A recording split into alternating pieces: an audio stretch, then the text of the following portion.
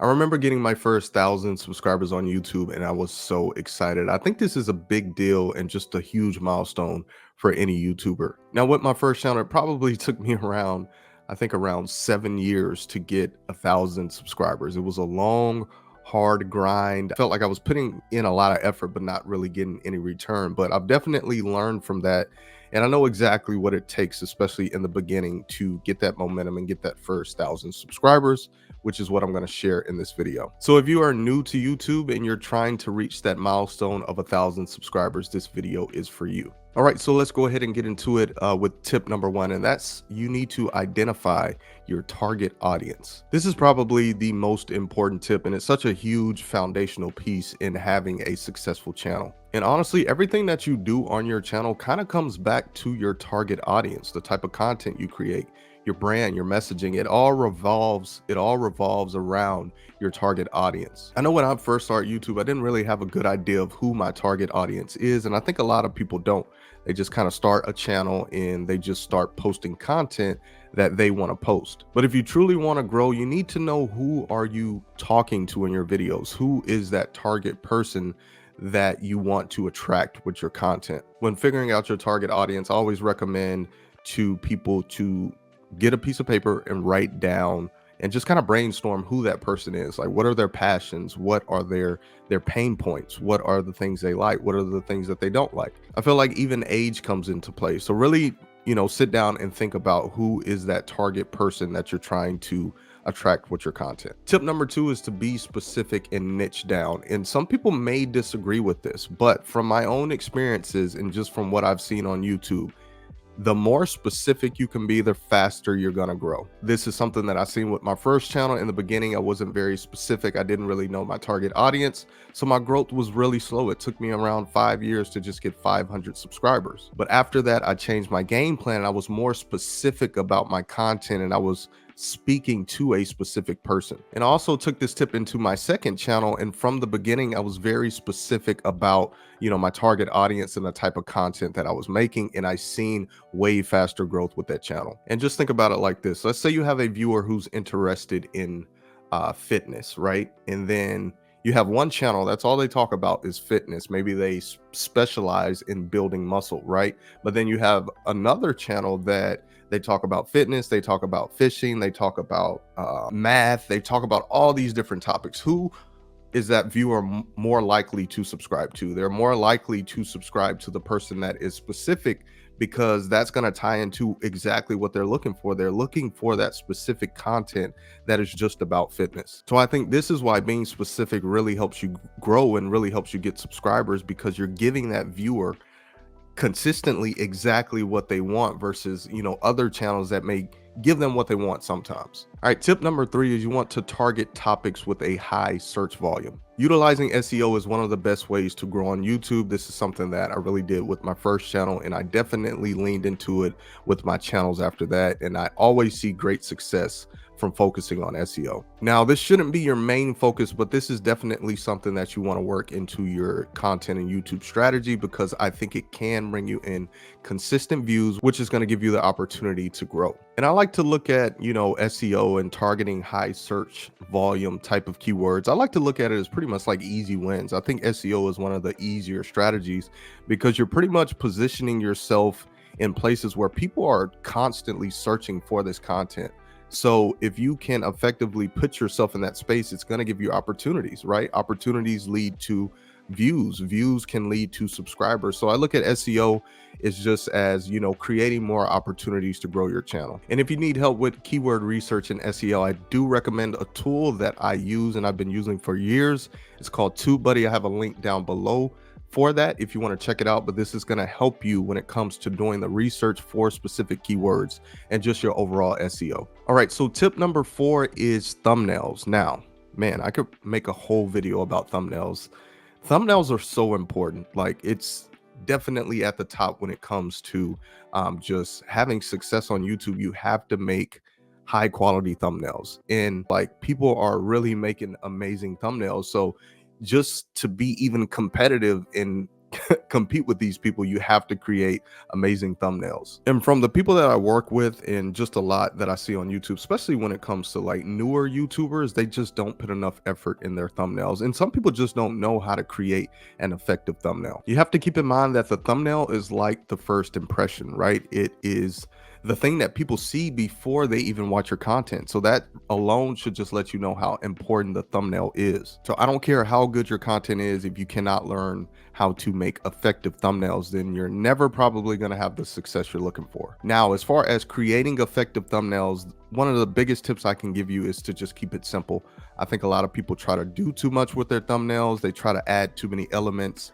They try to be super creative, but from what I've seen, simple really works. So keep your thumbnails simple, try not to put too many elements in them, and just make sure that they're easy to understand and it's easy for you to get your message across in that thumbnail to where the viewer will know when they look at your thumbnail, okay, I get where he's going with this. I get what he's trying to say, which is going to make them want to click on your video. So tip number 5 is titles. And just like thumbnails, very important, right? It's one of the first things that people see. They see your thumbnail, they see your title, and then they watch the content. I think a good way to look at titles is it's like a headline. You know, you see these headlines on social media, you see them in ads, you see them online. We see headlines everywhere. They're supposed to be attention grabbing and just grab your attention. Let me give you an example of what I feel like is a bad title and a good title. Let's say you have a title that says reach your dream. And then you have another title that says how to reach your dream, the 3 steps you need to take. So you see the difference in those. Which one are you more likely to click on? And the thing with the better title, which is how to reach your dream, is it's more specific, right? And then it also is going to grab your attention, like with the part that says the 3 steps you need to take. So it's very clear. For one, I think your titles have to be very clear, and then you add these extra elements or buzzwords that just kind of add that little extra spiciness to it to get someone to actually click. I could literally make a whole video about titles. There's so many different approaches that you can take when it comes to titles, but just it goes back to your target viewer for one, right? If you really know your target viewer, you're going to now know how to attract them and how to get them to click with your titles because you know the specifics of the person you're trying to target. All right, so tip number 6 is to double down on what's working. So as you continue to put out more content, you're probably going to see that a certain type of content performs better than your other content. So what you want to do is you want to lean into that type of content. This is just an easy tip. So, you know, you're pretty much just paying attention to what content is outperforming your other content. So once you identify that, you can make more videos about that topic. So think about maybe a part 2 you can make about that topic. Even think about a series, a whole playlist that you can make about that topic. And something that I've seen from this with my own channels and why it works well is because let's say you have that one piece of content that's really outperforming your other content. You make videos similar about that. So what's going to happen is with that main piece, it's going to recommend, well, most likely to recommend those newer pieces of content because it's related to that main video that's really taken off for you. All right, so tip number 7 is you want to identify the videos that are getting you the most subscribers. So if you go into the back end of your analytics on the main page, if you click on see more, there should be a tab that says more metrics, and there's a whole bunch of different metrics that YouTube tracks. You could see, for one, you know, which videos lost you the most subscribers. You could also see which videos are gaining you the most subscribers. And this is usually an eye opener for a lot of people. I work with a lot of YouTube clients and they don't even know about this, you know, setting in their analytics, and that when they actually see what videos are actually growing their channel and getting them a lot of subscribers, they're usually shocked because they didn't even know that those videos were getting them the most subscribers. So this is pretty much going to let you know which videos are actually converting viewers into subscribers. See, a lot of people don't understand that. They just think, you know, mainly think a lot about views. Okay, but which videos are getting you the most subscribers? And this is what you'll be able to see if you look into your analytics. So once you identify those videos, like I said in tip number 6, you want to apply those same things as far as playlists, a series you can make, or even maybe a part 2, 3, or 4. All right, tip number 8 is you want to post at least 2 to 3 times per week. Now, from my own experience, I've seen that this is kind of like the sweet spot when it comes to growing. Now, I've mainly since I've been on YouTube, the most I've ever posted mainly was just 2 times per week. But with my first channel, once I really, got into my strategy and was really trying to grow, I experimented with posting 3 times a week, and my channel grew at a crazy rate versus when I was posting at the 2 times per week. And the main thing from just posting, 2 to 3 times per week, mainly, the 3 times per week, is it's just giving you more opportunities. It's giving you, data behind what's working, and you're able to put out more content to just kind of see what's working the best for you and, what's getting the best results, which can kind of guide your decisions after that. All right, so tip number 9 is you want to create videos that are actually going to help people. So you're probably wondering what I mean by that. So what I mean by that, I like to call it value loaded videos. So for example, when I first got into YouTube, I did a lot of vlogging, right? I was a vlogger. I wanted to be a vlogger.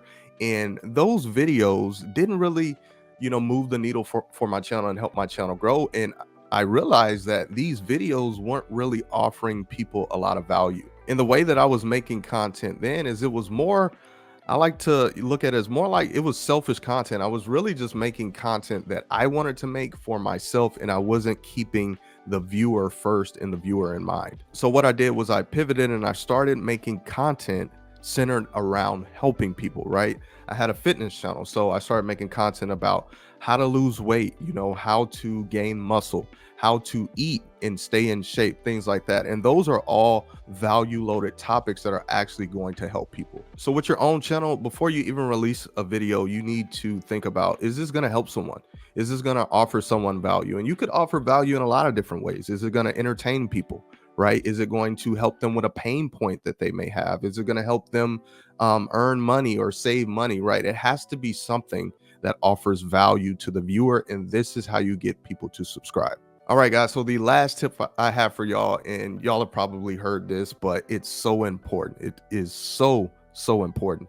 And that is consistency. When it comes to YouTube, you have to be consistent.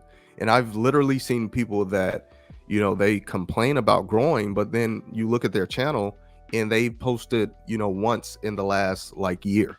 Like, that's not going to grow your channel. And you have to look at it from the viewer's perspective, right? Who is a viewer more likely to subscribe to? The person that they post once a year, or the person that posts 2 to 3 times every single week and they show up every single week? So yeah, consistency is key. Once I really started to hone in on my consistency, I definitely seen a change in the growth of every channel that I've started. The more consistent I can be, it seemed that the more that channel would grow. If you enjoyed this video, be sure to drop it a like and subscribe to my channel for more YouTube tips like this. And also, if you want to work with me, be sure to check out my Fiverr profile in the description below. I offer a lot of different services for YouTubers. Thanks for watching, and I will see you on my next video. Peace.